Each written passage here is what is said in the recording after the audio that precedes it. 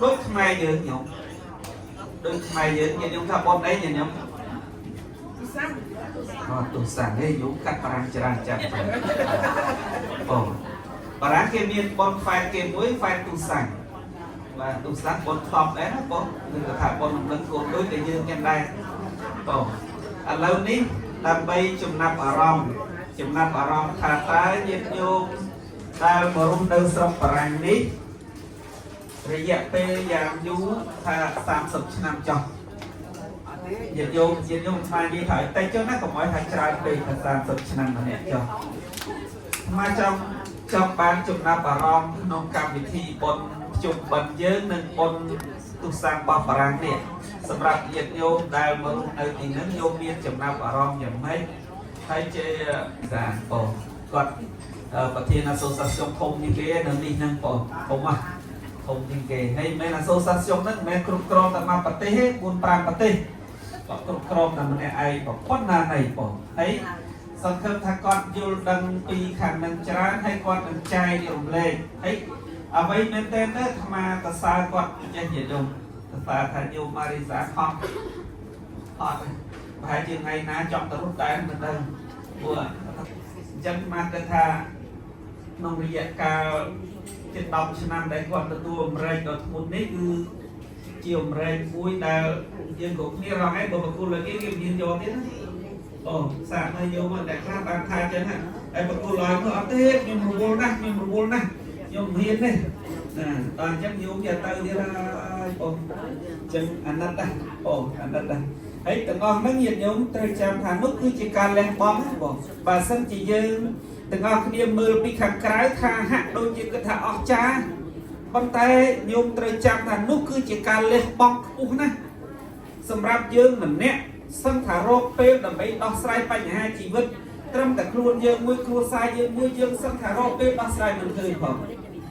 មានអ្នកខ្លះអត់ដោះស្រាយសុខចិត្តរត់គេចពីបញ្ហាទៀតក៏មានដែរចំពោះបញ្ហាជីវិតដែលត្រូវកើតឡើងចំពោះខ្លួនយើងចុះតម្រាំគាត់ត្រូវរែក10ឆ្នាំនេះតម្រាំមកដល់ពេលហ្នឹងយើងមិនមែនទីទេហើយត្រូវច្បោកច្បល់ទៀតហើយហៅថាច្បោកច្បល់ជាតិសាសន៍មួយត្រូវមានវប្បធម៌2ទៅ3ចុះតម្រាំជាតិសាសន៍ខ្មែរថៃលាវបារាំងវៀតណាមបងហើយនៅជាតិសាសន៍ដទៃទៀតតើគាត់មានទុក្ខលំបាកតែនៅក្នុងចិត្តរបស់គាត់យ៉ាងម៉េចទៅទៀតទៅញាតិញោមនេះយើងមើលឲ្យឃើញអញ្ចឹងទើបយើងដឹងថាការលះបង់របស់មនុស្សមិនងាយរកទេញាតិញោមអ្នកនិយាយមិនខ្វះទេប៉ុន្តែអ្នកដែលធ្វើពិបាករកណាស់ហ្នឹងគឺញាតិញោមត្រូវដឹងដែរណាគាត់ក៏ជាអ្នកជាមេដាដែលត្រូវរក្សាវប្បធម៌ទំនៀមទម្លាប់ទុកឲ្យយើងទុកឲ្យកូនយើងដែរញាតិញោមមើលហ្វែធំគាត់ហើយបាត់មកទឹកអត់មានស្គាល់សម្រាប់ហ្នឹងទៅតលេចតកើតហើយបនចប់ឡើងត្រូវលេខឆ្នាំមិនចឹងសម្រាប់3ថ្ងៃនោះมันមានកលាំងឡើងពេញអញ្ចឹងដើម្បីបានចំណាប់អារម្មណ៍សូមអញ្ជើញញោមឡើងមានចំណាប់អារម្មណ៍ទៅមើលថាបនជុំបិណ្ឌខ្មែរយើងនឹងបនពុទ្ធសាសនាហ្នឹងមានសារៈប្រយោជន៍ក្នុងការអប់រំបែបម៉េចដើម្បីឲ្យយើងទាំងអស់គ្នាបានដឹងហើយដែលញោមប្រឹងលះបង់នោះគឺដើម្បីអីដើម្បីឲ្យញោមដឹងទៅញោមទុកក្នុងចិត្តអត់ឯណាគេដឹងទេក៏ញោមនិយាយក៏បានគេដឹងទាំងអស់គ្នា Notre un des sages d'âme qui a vécu plusieurs continents. Elle est née au Cambodge, elle passait vivre au Laos, aussi en Thaïlande et en France plus de quarantaine d'années. Elle est installée à Nice plus de 40 ans. Donc les restaurants, les magasins, tout elle gère, essayer de survivre jusqu'à un jour elle peut être fière de sentir sa capacité d'aider aux autres. Et depuis dizaines d'années, nous préparer et après monter une association Adrazi. Ça veut dire que association rayonnement développement d'Asie Sud-Est, par la culture, par la civilisation, par la différence, toutes choses. On est 5-6 pays. Il y a les Cambodgiennes, la politique cambodgienne, l'ancienne, thaïlandaise, vietnamienne, et maintenant il y a aussi l'Indonésie et d'autres. Et c'est tout, c'est des amis français et français. Et ça, on est assez nombreux à chaque fête. Et chaque année, au moins 5 fêtes minimum. Hein. Les fêtes pour si on commençait par début de l'année, janvier, février, Nouvel An chinois, il y a Nouvel An aussi vietnamien, et après, c'est Nouvel An cambodgien, thaïlandais, l'ancienne. Après les cérémonies comme les anniversaires de notre Bouddha.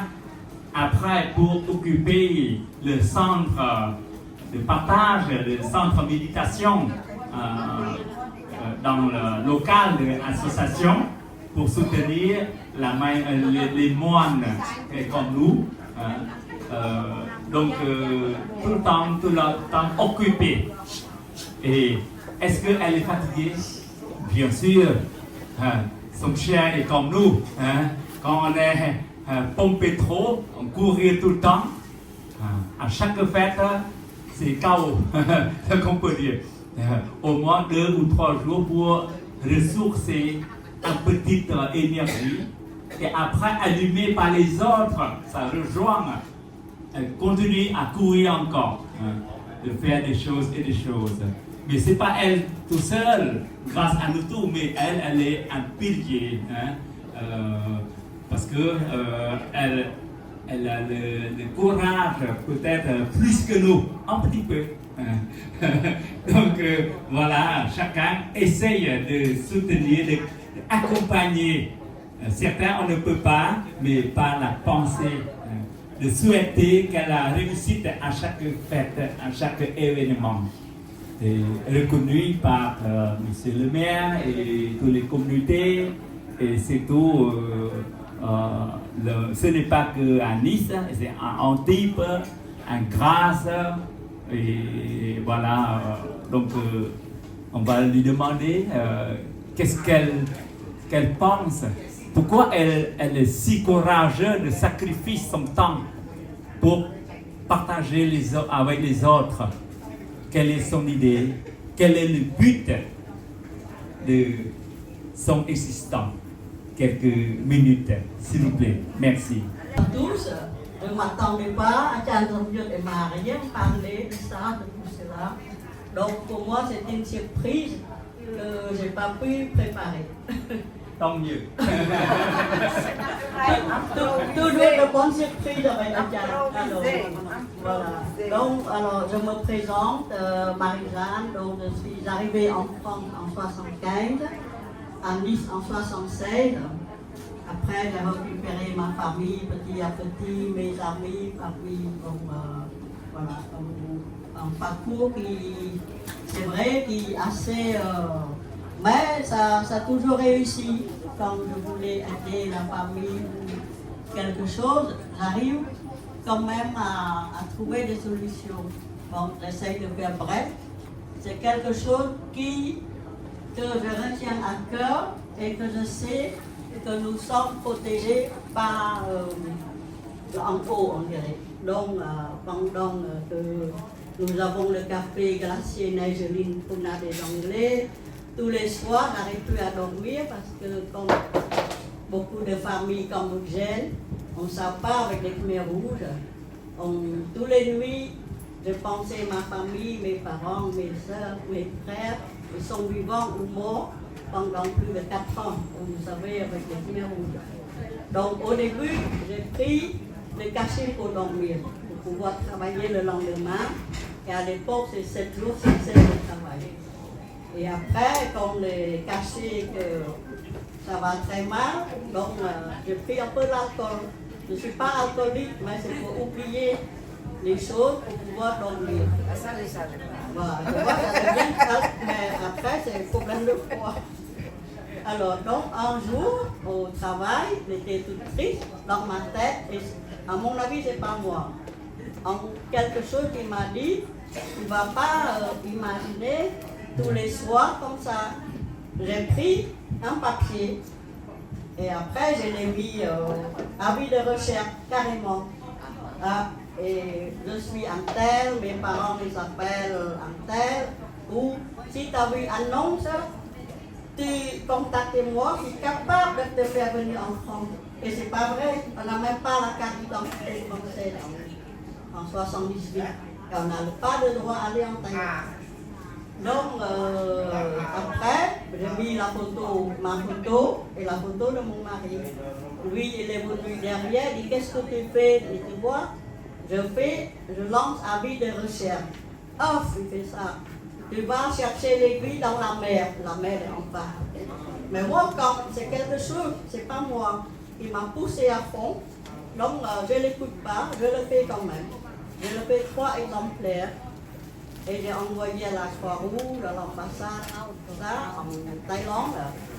Et un jour, ma belle-sœur, elle est venue de Battambang à la frontière pour acheter du sucre. Tout ça pour les revendre à Battambang. Donc tous les jours, elle passe par ce chemin. Dès qu'elle arrive, elle est fatiguée, elle le met en hamac pour dormir.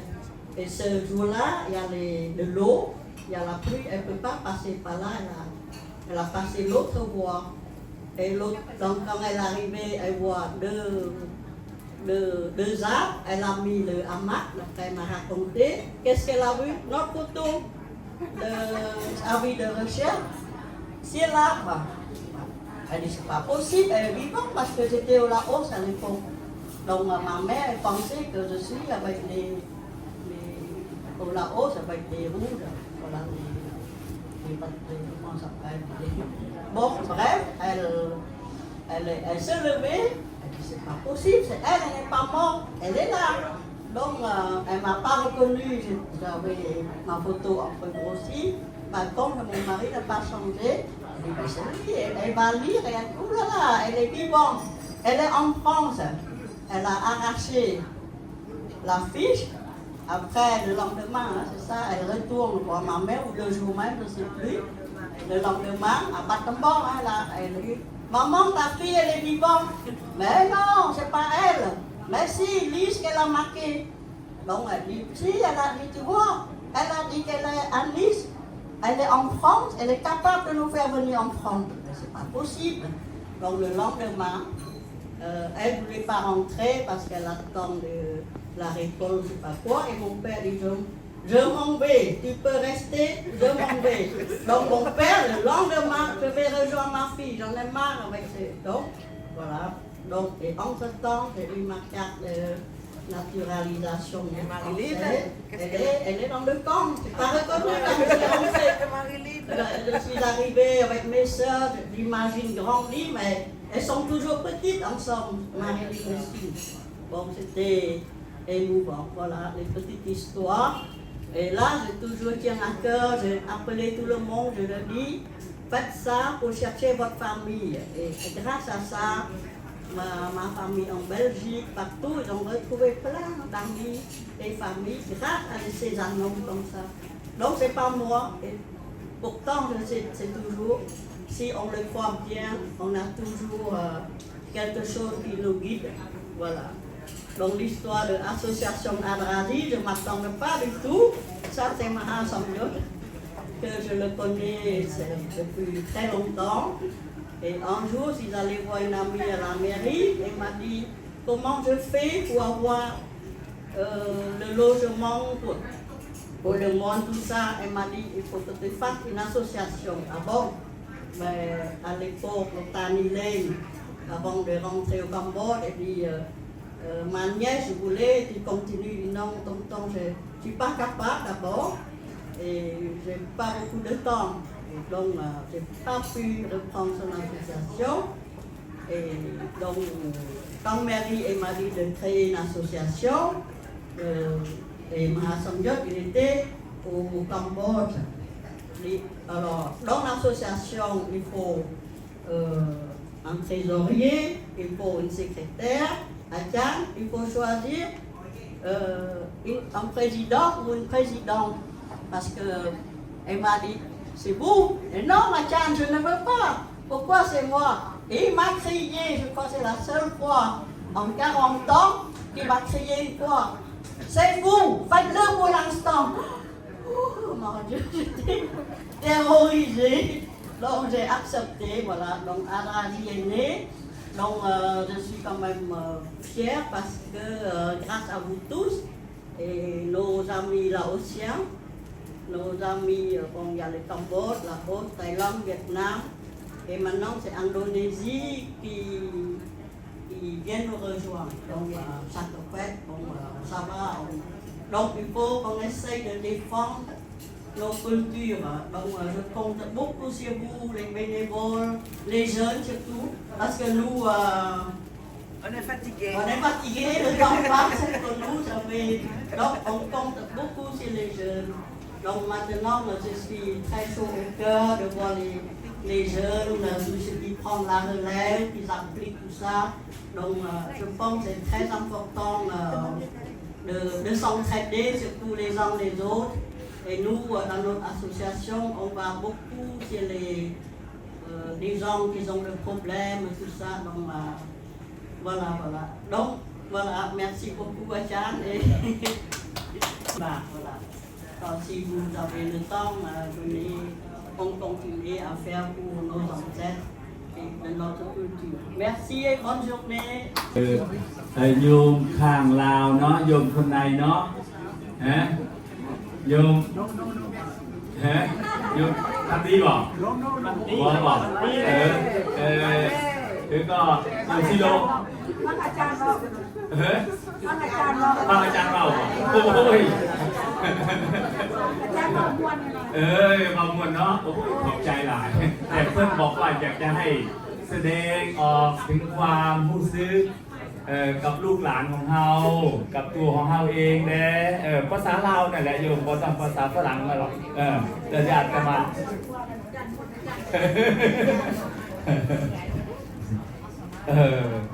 donc côté Lassien, elle veut me passer. C'est moi qui va dire à sa place. Moi, je suis né au Cambodge et jusqu'à l'âge de 17 ans, je suis entré dans le centre bouddhiste pour continuer les études à l'époque après la guerre. Mais Madame Marie-Jeanne, elle n'est pas restée au pays pendant la guerre. Elle a moins de chance que moi. Moi, je suis plus grande chance de vécu avec époque de misère, de malheur, et on a perdu à peu près 3 millions de peuples qui ignorent pourquoi et comment.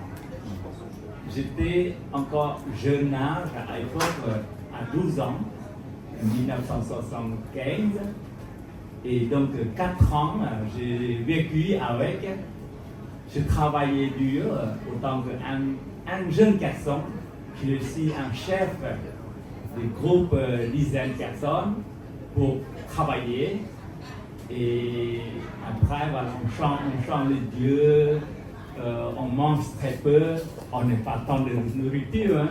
Une cuillère de riz, on peut partager à 10 personnes. À chaque matin, on a 3 cuillères de soupe de riz avec 3 grains de sel.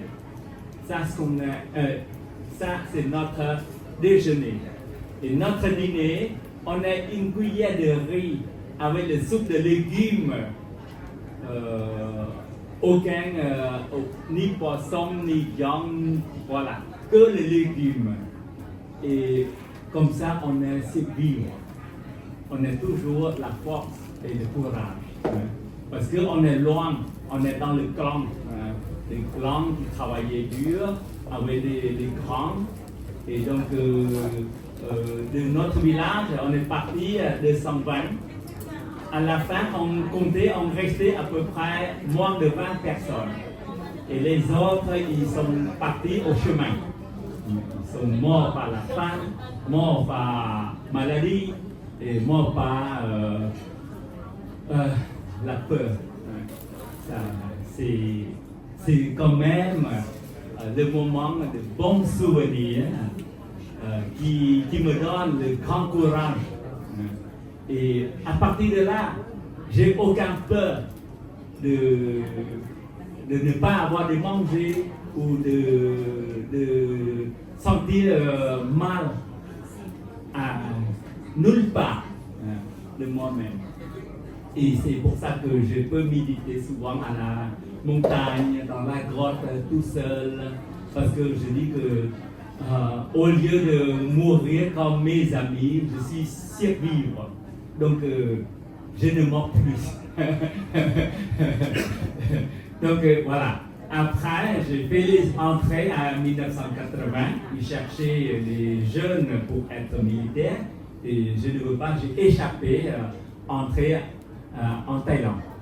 Ça me permet de faire les études bouddhistes, la philosophe et d'autres pour avoir la connaissance jusqu'à 8 ans en Thaïlande. Et 1988, 12 avril 1988, je suis arrivé à Paris. Et à Paris, je suis habité chez la pagode vietnamienne.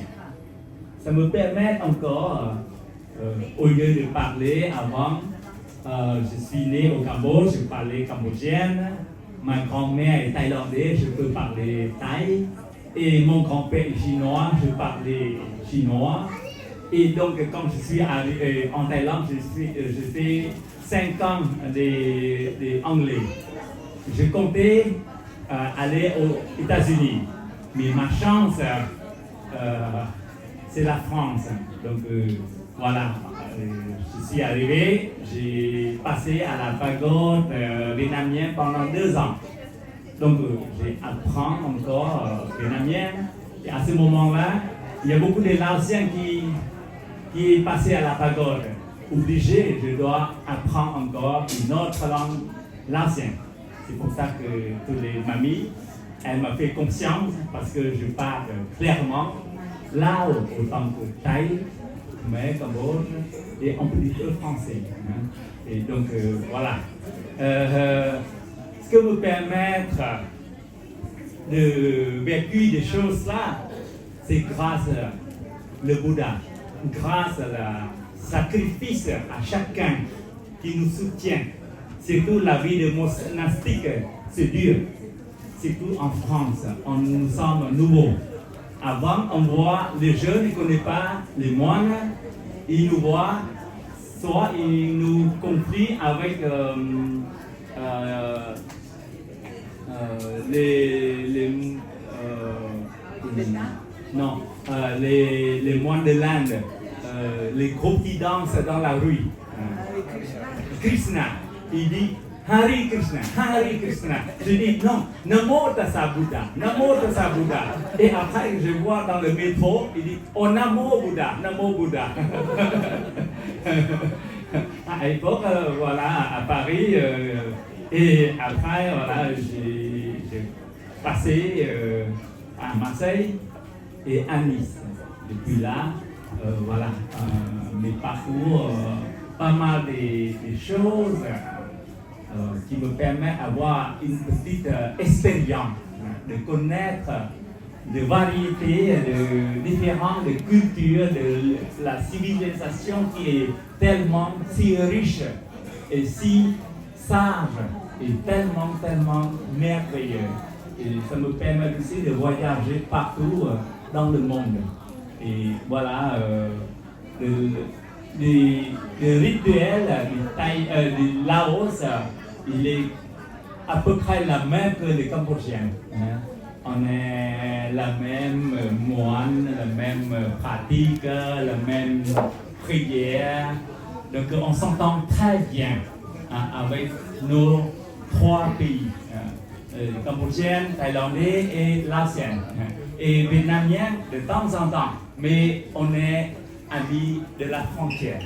Amis, dès qu'on est autant qu'un bon humain, on est les amis partout. Aucun ennemi.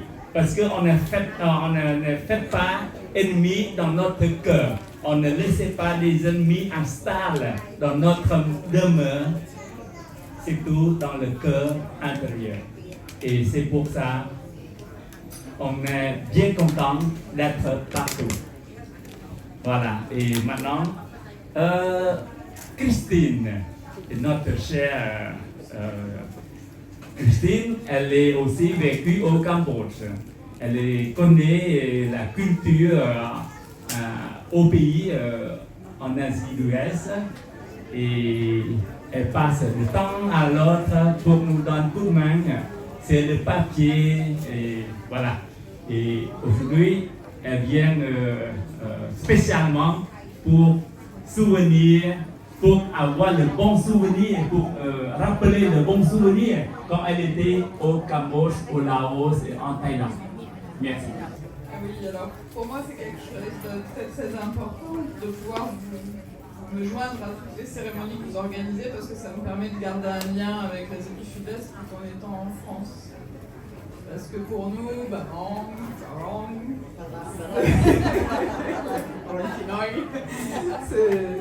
c'est quelque chose de simple quand on est dans nos pays d'origine de rentrer en France et de rester ici.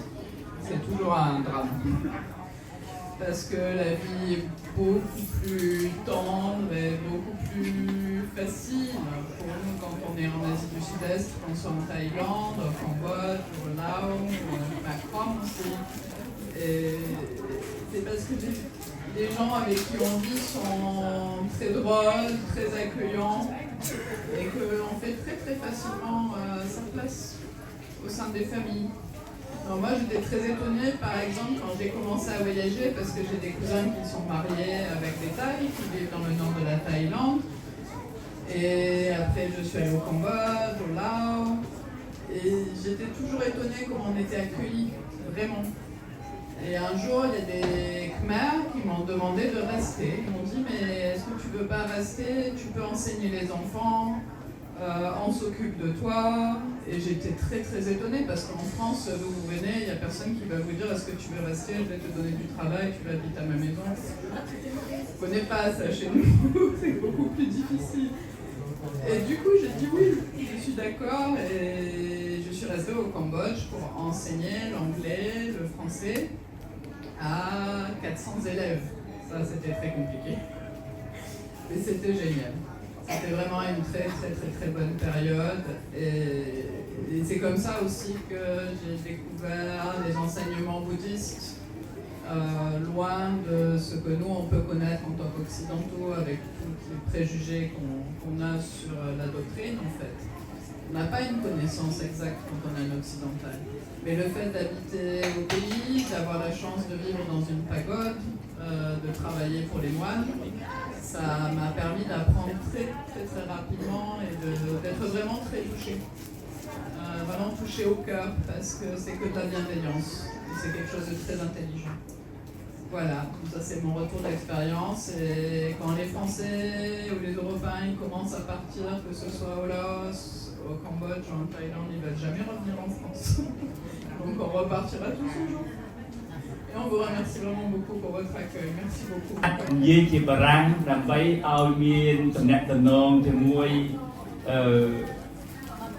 សាសដែលបានបើកចិត្តបើកចិត្តបើកថ្លើមទទួលយើងឲ្យរស់នៅស្រុកគេបានដោយសុខសាន្តដែរមួយរយៈធំកន្លងមកតែប៉ុណ្ណឹងយើងចាប់ផ្ដើមបន្តកម្មវិធី